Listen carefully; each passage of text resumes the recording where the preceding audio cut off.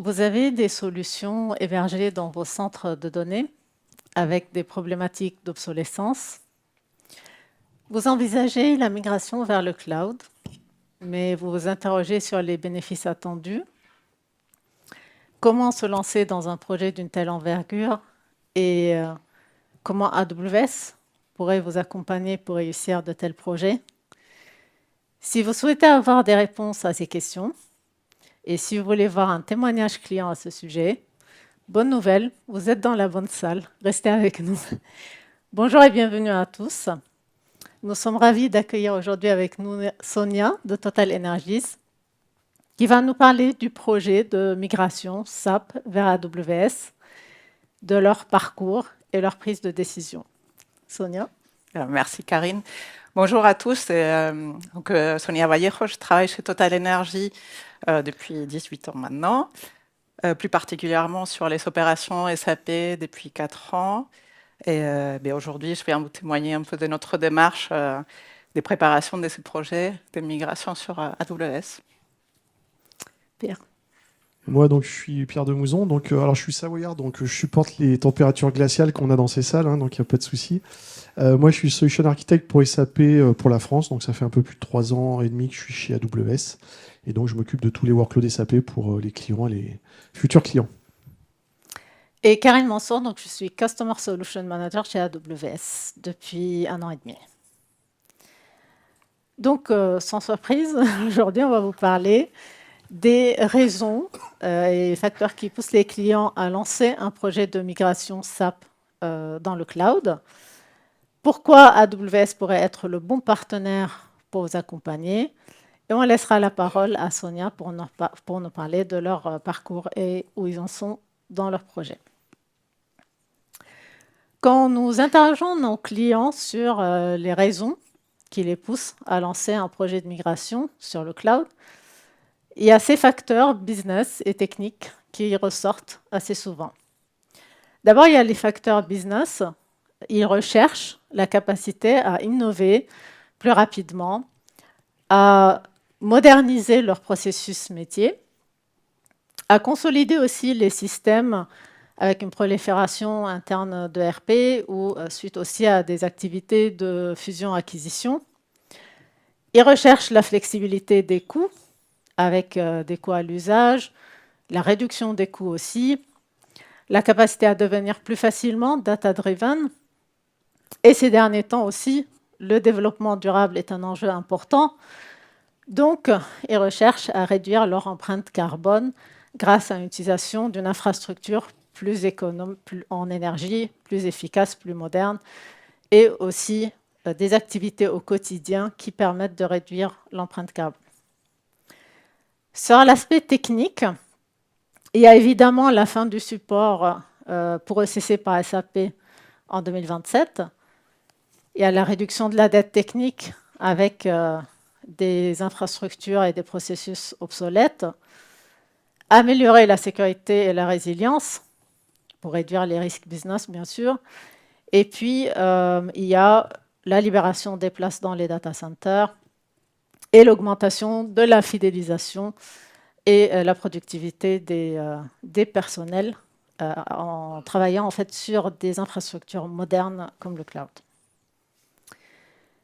Alors, de point de vue chiffres, quels sont les bénéfices attendus? Un cabinet d'analystes a lancé en fait une étude auprès de 1000 clients qui ont déjà migré des applications sur AWS depuis au moins 12 mois.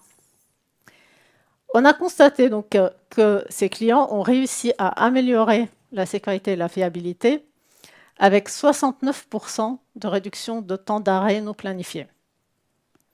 45% aussi de réduction d'incidents liés à la sécurité. Et ils ont réussi à innover plus rapidement avec 43% de nouvelles fonctionnalités qui sont disponibles plus rapidement sur le marché. Et 29% aussi d'augmentation de focus des équipes sur l'innovation en les libérant d'autres activités qui ne sont plus nécessaires sur le cloud. Et pareil, pour les équipes IT admin, 66% d'amélioration de la productivité grâce à des activités qu'ils n'ont plus besoin de faire sur le cloud. Côté durabilité ou développement durable, donc une application dans le cloud AWS consomme 5 fois moins d'énergie que la médiane des centres de données d'entreprises européennes sondées. Alors ça, c'est dû à une utilisation de serveurs déjà plus économes en consommation d'énergie, pour une durée aussi plus longue, 6 ans au lieu de 5 ans sur AWS aujourd'hui, et à l'utilisation d'énergie renouvelable, puisque en 2022, dans les régions AWS Europe, on est à 100% d'énergie renouvelable et on atteindra 100% d'ici 2025 partout. Et cet objectif-là, on arrive à l'atteindre en collaborant avec des partenaires comme Total Energies, et Sonia en parlera tout à l'heure. Alors, pourquoi AWS pourrait être un bon partenaire pour lancer ce projet? Pierre, je te laisse nous dire. Merci Karine. Donc oui, effectivement, là, on fait un constat effectivement sur les clients existants, mais je pense que ce qui est le plus important aussi, c'est finalement de nous montrer qu'aujourd'hui, on a plusieurs milliers de clients qui nous font confiance pour faire tourner leur workload SAP. Et ce que vous pouvez voir, c'est qu'on est vraiment dans des différents domaines aujourd'hui, de l'industrie, de l'énergie, du télécom, des technologies. Donc aujourd'hui, on couvre quand même l'ensemble des domaines fonctionnels d'une entreprise. Et aujourd'hui, on a beaucoup d'entreprises qui nous font confiance par rapport à ça. Et je pense que ça, c'est un vrai gage de sérieux et de fiabilité d'AWS pour les workloads SAP. En plus, c'est bien, on peut vous le dire comme ça, effectivement, SAP sur AWS, c'est bien. Voilà. On a aussi des organismes indépendants comme l'ISG, qui est un organisme qui ressemble un peu à Gartner, mais qui va se spécialiser effectivement plus dans des technologies particulières comme SAP par exemple. Et aujourd'hui, ça fait la 5e année qu'on est classé comme leader sur les workloads ANA. Tout simplement parce qu'aujourd'hui, on travaille conjointement avec SAP pour améliorer les services dans un premier temps. Et dans un deuxième temps, on travaille aussi avec notre technologie Graviton, par exemple, notre processeur. On travaille avec SAP aussi conjointement pour développer cette technologie chez eux. Et on a récemment certifié pour l'offre SaaS Public Cloud de RISE de SAP, Graviton, qui aujourd'hui maintenant tourne pour des clients. Voilà. Donc c'est pour ça qu'on est placé comme leader, parce que depuis maintenant à peu près 15 ans, parce que la relation avec SAP, elle ne démarre pas d'il y a 1 an, 2 ans ou 5 ans en arrière. Nous, ça fait 15 ans qu'on travaille avec SAP, puisque c'est d'abord SAP qui est venu voir AWS pour héberger ses propres workloads en interne. Et de cette collaboration qui s'est initialisée, on a développé une offre aussi d'hébergement pour les clients SAP. Et ce qui fait qu'aujourd'hui, on a beaucoup de services SAP SaaS, là vous pouvez les voir, qui tournent sur AWS, dont certains tournent exclusivement sur AWS. Et ça, je dirais que c'est effectivement un choix de la maturité de la part des SAP, parce que ça fait plus de 15 ans qu'on travaille avec eux. Donc ils savent qu'en venant sur AWS, forcément, la plateforme est stable, puisque ça fait plus de 15 ans qu'ils la développent. On a aussi développé avec SAP tous les services BTP. Donc aujourd'hui, vous trouvez des services BTP chez les différents hyperscalers, mais aujourd'hui, on a plus de 90% des services BTP qui tournent chez AWS. Voilà, ce qui n'est pas le cas de nos confrères. Ce qui fait qu'aujourd'hui, quand vous avez un système SAP et que vous le connectez à un service BTP, vous êtes sûr dans 90% des cas que vous ne sortirez jamais du réseau Amazon. Donc en termes de sécurité, c'est toujours aussi intéressant. Et on a aussi le plus grand nombre de régions certifiées pour la BTP et pour RISE aujourd'hui, qui est l'offre SaaS, on va dire, des SAP. Donc voilà, c'est vraiment ce niveau de collaboration depuis plus de 15 ans qui fait qu'aujourd'hui, même SAP reconnaît finalement la stabilité de la plateforme AWS. Et puis, vous bénéficiez, parce que ça va au-delà de SAP, mais je vous rappelle que AWS, c'est quand même aujourd'hui 33 régions et 105 zones de disponibilité. On couvre l'ensemble de la planète. Maintenant, il y a pratiquement plus de zones où on ne couvrira pas. Et vous bénéficiez, en venant chez Amazon, d'un réseau unique. Nous, on le gère de point à point, comme on dit. C'est-à-dire qu'on est maître du réseau de point à point. Et vous avez des capacités de connectivité qui sont multiples dans les divers endroits aujourd'hui de la planète pour pouvoir vous connecter au réseau Amazon. Et quand vous avez des systèmes SAP qui vont communiquer avec des systèmes BTP, ils vont rester dans ce réseau-là. Donc comme ça reste très sécurisé, on va dire, pour des workloads qui sont souvent critiques parce que ça va être de la finance, des choses comme ça. Donc c'est des données qu'on n'a pas envie forcément de voir sortir sur un réseau Internet. Comment on fait finalement parce que c'est bien de dire on a une plateforme stable, vous pouvez venir chez nous, mais finalement, quelles sont les contraintes peut-être pour vous pour venir? En fait, on a envie de vous dire, il n'y a pas de contraintes. Parce que le choix de migration, c'est vous qui le décidez en fait. Est-ce qu'aujourd'hui, je fais simplement un pur lift and shift, comme vous pouvez voir sur la gauche, où j'ai un R3, un ECC6, je le monte en R3 ou ECC6. Et après, finalement, quand je suis sur le cloud chez AWS, quand je suis prêt, je passe peut-être d'abord sur un suite en ANA, donc juste la base ANA pour me préparer. Et puis après, quand j'ai enfin prêt pour passer sur des soirs, je passe sur des soirs. Mais vous pouvez aussi faire, et c'est la transverse qui va être en bleu ou en azur, on va dire, qui est soit effectivement, je commence à transformer ma base pour la mettre sur du HANA pendant que je fais ma migration. Donc on vous offre tous les outils SAP et AWS qui vous permettent de faciliter cette transition. Ou si vous êtes plus audacieux, et on en a vu, il y en a qui sont audacieux, qui font carrément la migration sur du S4HANA. Voilà. Donc aujourd'hui, sachez que tous ces schémas de migration sont possibles. On ne vous en impose aucun. Nous, on est simplement dans l'évidence de vous dire que c'est vous, quand vous êtes prêt, vous allez suivre et franchir les différentes étapes. Et vous verrez, dans le cas de Total, ils ont fait un choix de migration par rapport à ça. Et c'est vraiment sans contrainte de votre côté, parce que nous, aujourd'hui, on supporte tous les types, finalement, de migration. Et le but ultime, quand on vient dans le cloud, finalement, c'est pas de rester en lift and shift, c'est aussi de moderniser ses applications. Et c'est ce qui vous permet ensuite, une fois que vous avez modernisé votre SAP, de pouvoir utiliser l'ensemble des services AWS, parce que je vous rappelle, SAP, c'est pas une boîte noire. Chez AWS, SAP, c'est un système source qu'on peut utiliser ensuite dans de multiples services. Et aujourd'hui, par exemple, on a développé un SDK ABAP qui vous permet de connecter plus de 200 services AWS à votre système SAP en le codant nativement dans l'ABAP. Donc vous voyez qu'après, la modernisation, c'est pas du marketing. Chez nous, ça existe, ça marche. Voilà. On a aussi, pour faire cette migration, finalement, des étapes d'accompagnement, parce qu'on ne va pas vous laisser tout seul. Une fois qu'on vous a dit ça, vous faites ce que vous voulez. On va quand même pas non plus s'en laver les mains. Donc on va avoir 3 types d'étapes avec lesquelles on va pouvoir vous accompagner à différents degrés. La première, c'est finalement l'évaluation. Donc vous dites oui, c'est bien. Bon, moi j'ai un système SAP, je voudrais le passer dans le cloud chez AWS, mais finalement, qu'est-ce que je peux faire? Donc ça va être des ateliers effectivement de découverte ici, avec par exemple moi-même, je me déplace chez les clients, on fait des workshops techniques pour expliquer la cible que vous pouvez avoir par rapport à votre existant. Et puis surtout, ce qui est important aussi, c'est de commencer à faire un premier TCO, parce que souvent on a cette réflexion, c'est bien, je vois les capacités, mais ça va me coûter combien? Donc ça, c'est vraiment dans l'étape d'évaluation, là, les accompagnements qu'on peut vous proposer. Après, une fois que vous êtes finalement OK sur le principe, le TCO vous convient et les services qu'on vous propose vous convient, on passe dans une deuxième phase qui est la phase de mobilisation, où là, on va vous aider sur une validation technique, par exemple, de la solution cible, de faire un plan de migration ensemble, effectivement, pour voir si vous respectez les best practices. Et on a des outils aujourd'hui qui vous permettent, avec un Well Architect Review, par exemple, de pouvoir faire ce plan de migration en best practice. Et puis, on peut vous aider aussi à faire vos business cases, parce que c'est important aussi de savoir, finalement, qu'est-ce que vous allez mettre en œuvre. Et puis, on a une dernière phase, qui est une phase, finalement, ça y est, on y va, on migre, hein, je suis OK, j'ai mes plans et tout ça. Donc là, pareil, on va vous aider d'abord à migrer, hein, comme on disait avant, il y a soit un lift and shift, soit une première pré-transformation. Et puis surtout, après, on va vous aider à moderniser. Parce qu'une fois que vous avez votre système SAP chez AWS, on ne va pas dire on s'enfuit et on vous laisse tout seul.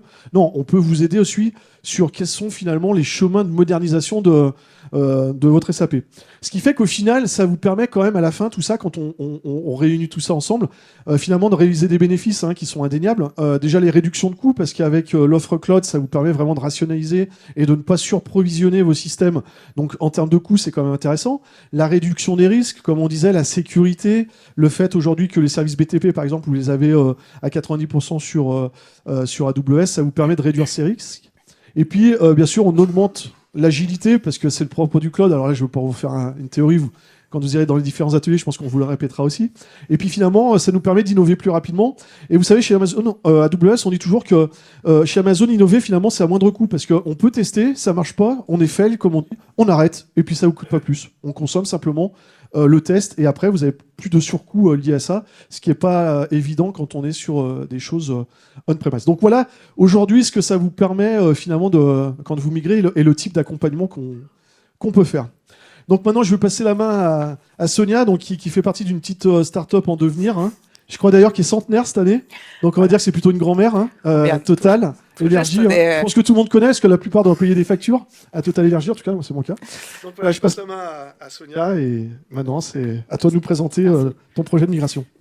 Voilà. Merci Pierre, et merci à vous d'avoir fait le choix de venir écouter ces témoignages. Pour les témoignages de Total Energy qui vient tout juste souffler ses 100 ans, les 100 bougies.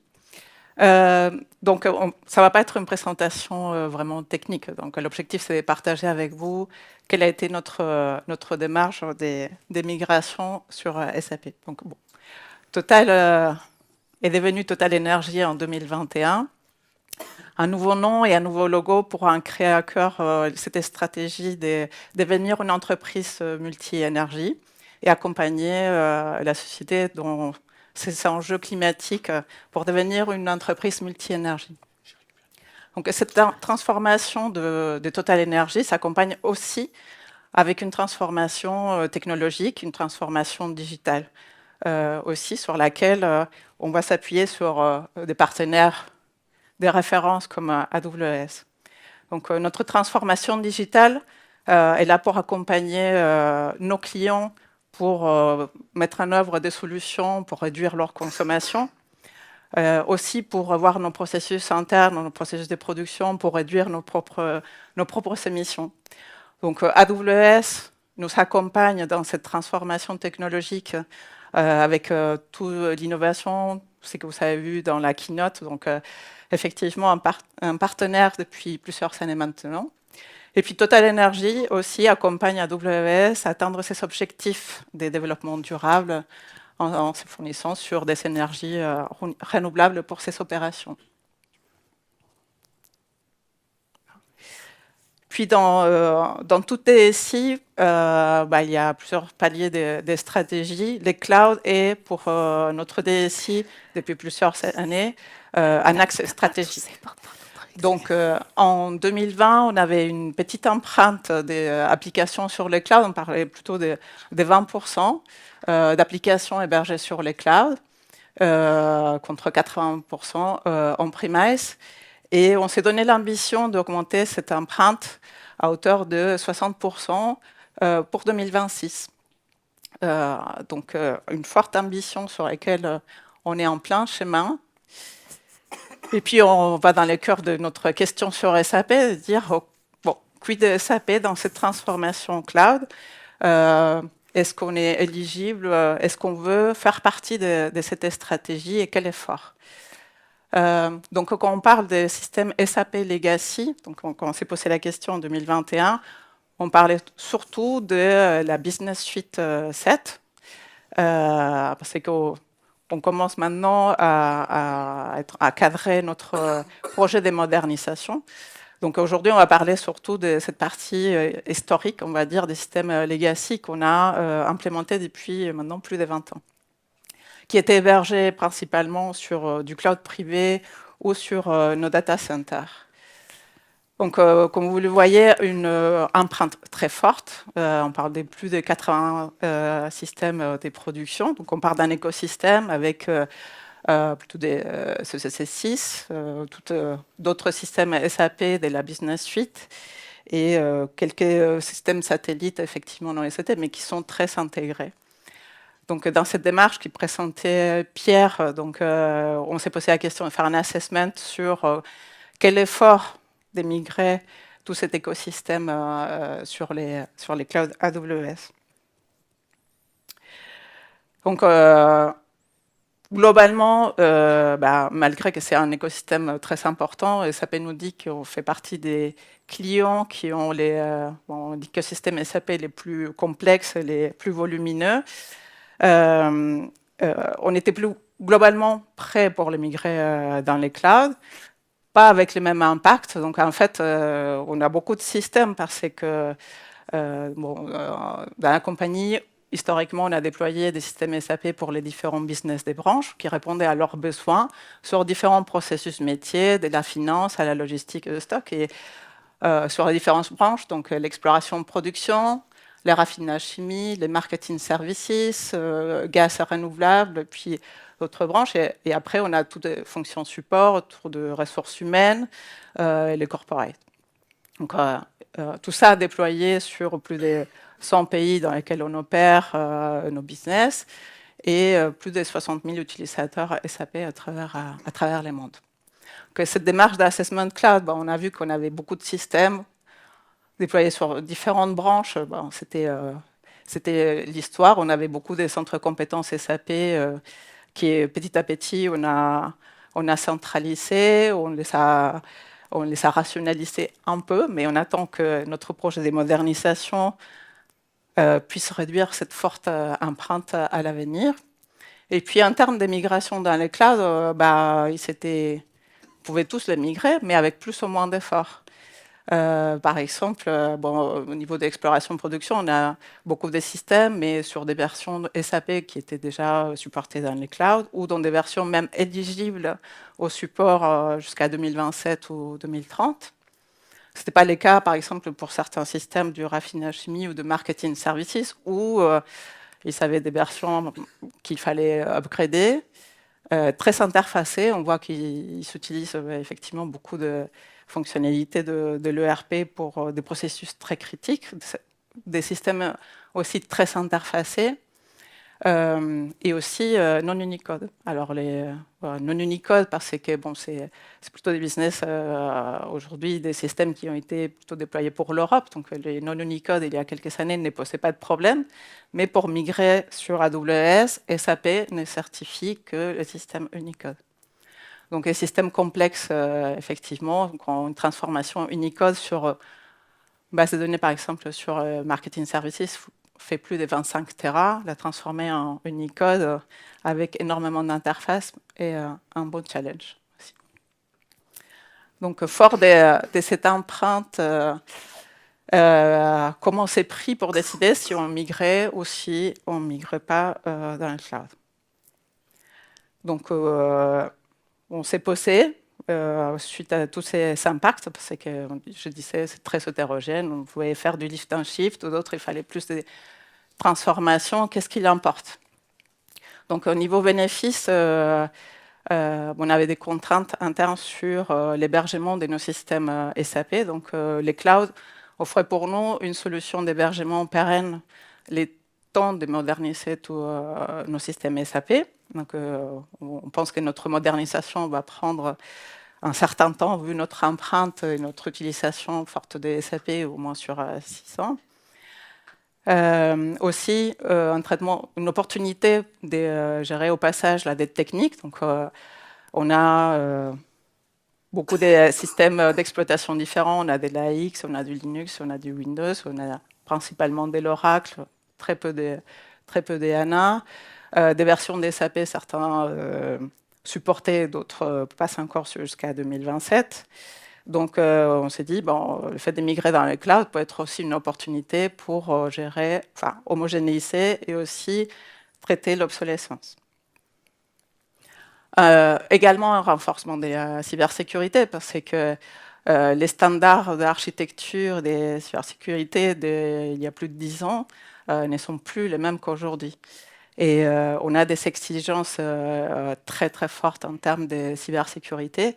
C'est des systèmes qui tournent 24/7, qu'on arrête très peu, avec beaucoup de processus qui tournent en permanence. Et on ne peut pas se permettre non plus qu'ils soient indisponibles. Donc aussi, les clouds étaient une opportunité de les migrer, mais de repenser toute cybersécurité pour qu'ils soient plus résilients. Aussi, surtout en termes de réduction du time to market, vous le savez, le cloud, il y a la promesse de scalabilité qui fait beaucoup d'écho pour nos business parce qu'on a une dynamique forte business en termes de fusion et d'acquisition. Donc, côté informatique, on est prévenu très tard sur des deals business et pour mettre en place des environnements projets rapidement. Donc là aussi, c'était effectivement un argument qui était entendu.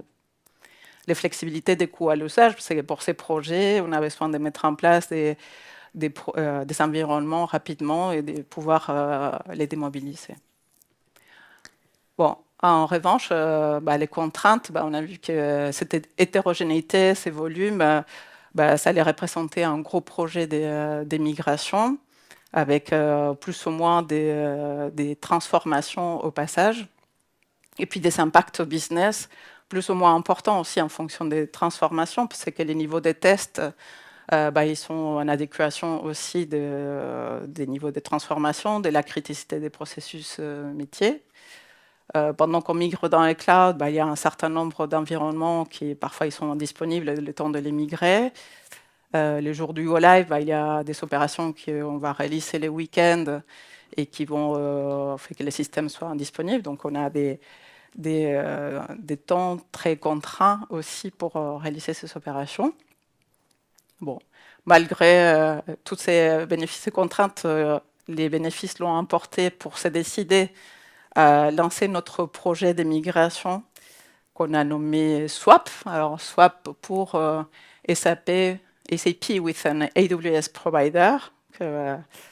Ça, c'est notre projet de migration. Donc, je vous ai parlé de l'assessment cloud, de toute la préparation, alignement stratégique avec nos business pour expliquer les bénéfices attendus et aussi les impacts. On a respecté nos processus de mise en concurrence pour un projet de cette taille. Donc, on a lancé un RFP avec un cahier des charges quand même bien détaillé sur quels étaient les périmètres qu'on voulait migrer dans les clouds, nos exigences, architecture et cybersécurité aussi. Donc, au cours de cet RFP et au vu des enjeux qu'on avait, on a décidé finalement de sortir une partie du périmètre les plus complexes, pas parce que, c'est principalement les non-Unicode, pas parce qu'on ne savait pas faire, aussi parce qu'il y avait tout un tas d'enjeux business sur ces environnements qui allaient être très sollicités, on nous a demandé plutôt de préserver les business, à réfléchir sur la modernisation, à travailler effectivement sur d'autres projets business et ne pas trop les impacter. Donc on va les garder en premise. Ça représente quand même un projet à exécuter sur 2 ans qu'on a lancé fin d'année dernière. Aujourd'hui, on a commencé déjà à mettre en place les fondations, à migrer les premières machines et nos premiers Go Live, ça va arriver très vite, c'est fin mai. Ça naît sur les systèmes de Human Resources que vous avez vu tout à l'heure. Donc, voilà, on est confiant qu'on va atteindre l'objectif. Focus sur cet RFP. Qu'est-ce qu'on cherchait quels sont les services qu'on a cherché à attendre sur cette migration, voire sur cet RFP, qu'est-ce qu'on demandait? On demandait déjà un partenaire qui nous accompagne sur la migration des systèmes SAP, de les réarchitecturer, de faire de migration Unicode, ONANA, de faire du lift and shift. Donc une expertise sur ce type de transformation. Et après, on a un principe chez Total Energy, c'est you build it, you run it. C'est-à-dire tu migres, après tu es responsable aussi de l'opérer, donc de gérer l'infrastructure dans le cloud et de maintenir en conditions opérationnelles et de cybersécurité ces systèmes.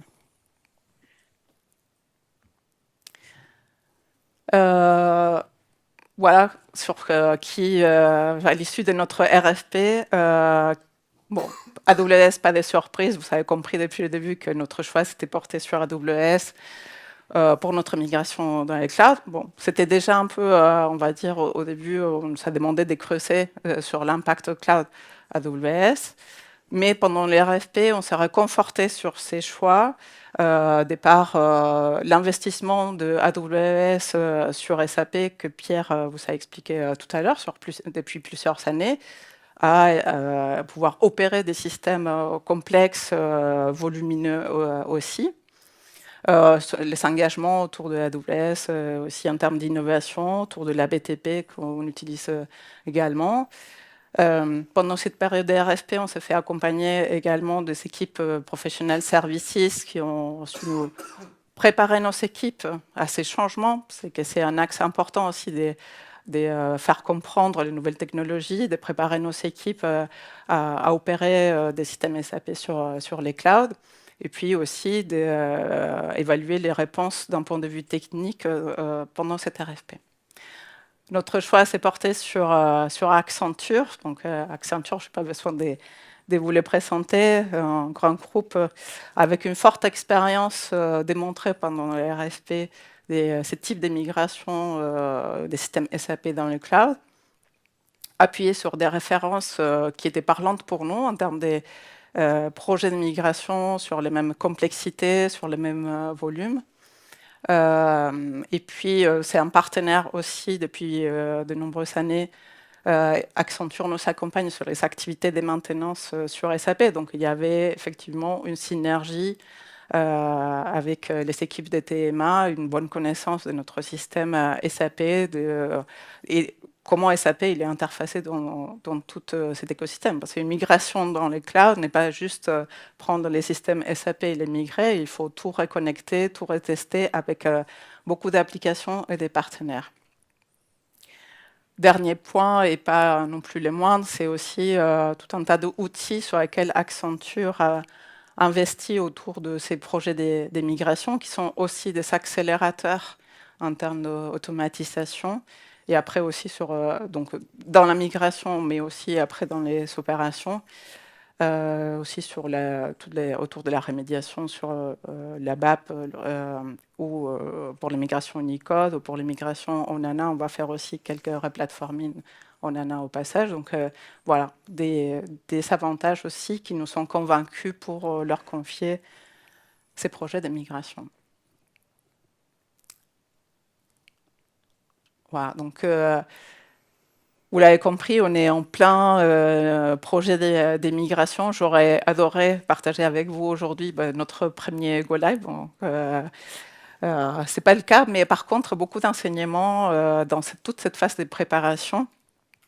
Un projet vraiment hyper intéressant sur lequel toute la phase amont a été très enrichissante.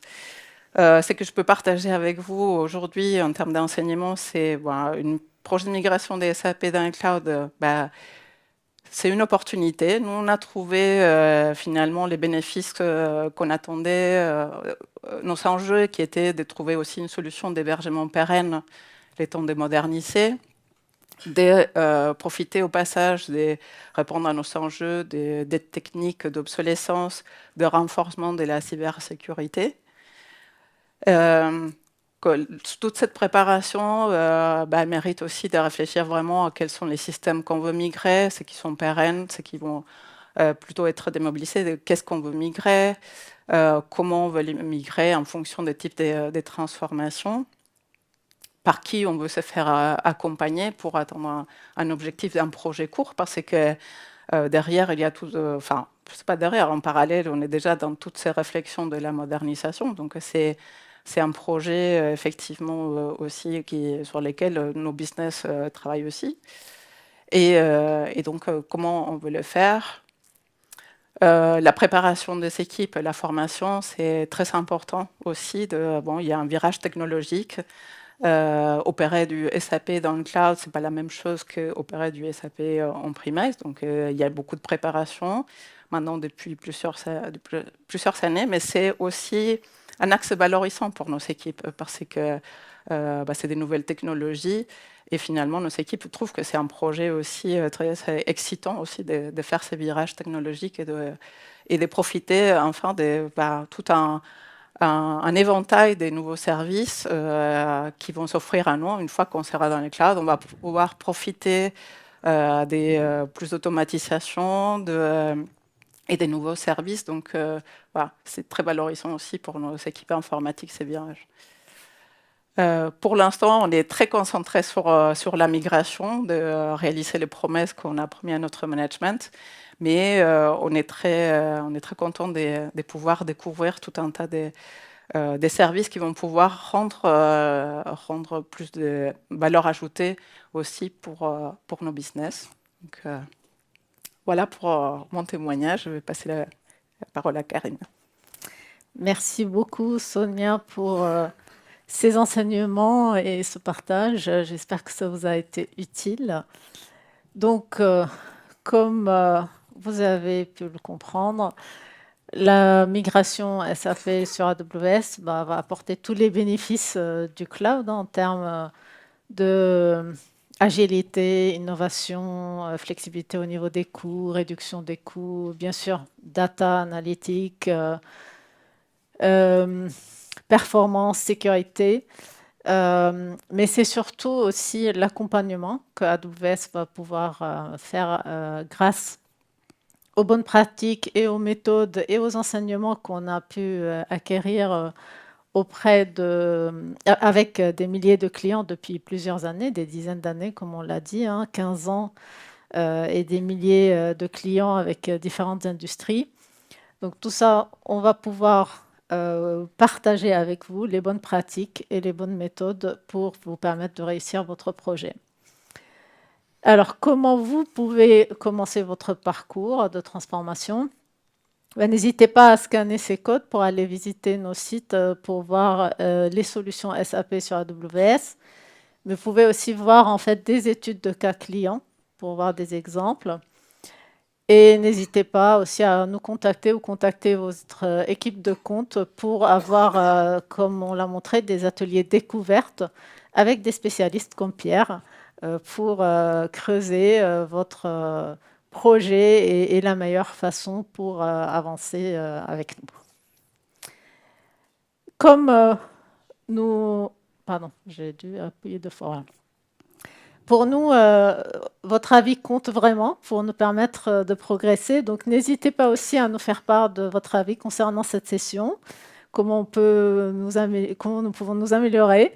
Donc, j'espère que ça vous a été utile. Et puis, profitez bien de la suite de la visite au Summit. Merci.